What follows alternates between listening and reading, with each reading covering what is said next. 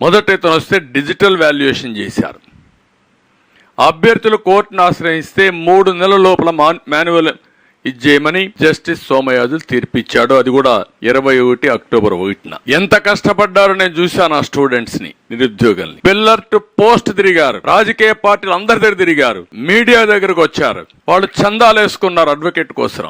ఎక్కడికక్కడ పోరాడి తీసుకొచ్చారు. అన్యాయం జరిగిపోతా ఉందని పోరాడి తీసుకొచ్చారు. అక్కడి నుంచి 21 డిసెంబర్ 5న మార్చి 20 వరకు మంగళగిరిలో హాయ్లాండ్ లో మాన్యువల్ వాల్యుయేషన్ కోసం ఇతనే ఆర్డర్స్ ఇచ్చాడు. ఇతను ఆర్డర్స్ ఇచ్చాడు. తర్వాత గౌతమ్ సవాంగ్ వచ్చాడు, విజయభాస్కర్ ను పంపించారు.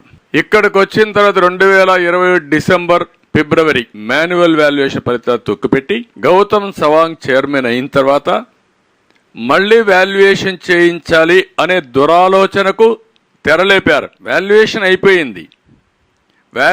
అయిపోయిన దాన్ని రహస్యంగా దాచిపెట్టి మళ్లీ రెండో వాల్యుయేషన్ చేయాలని ఈ ప్రబుద్ధుడు గవర్నమెంట్ కి రికమెండ్ చేశాడు. ఇవన్నీ కూడా ఏ విధంగా దాచిపెట్టారో కోర్టుకు కూడా భయం లేదు వీళ్ళకు.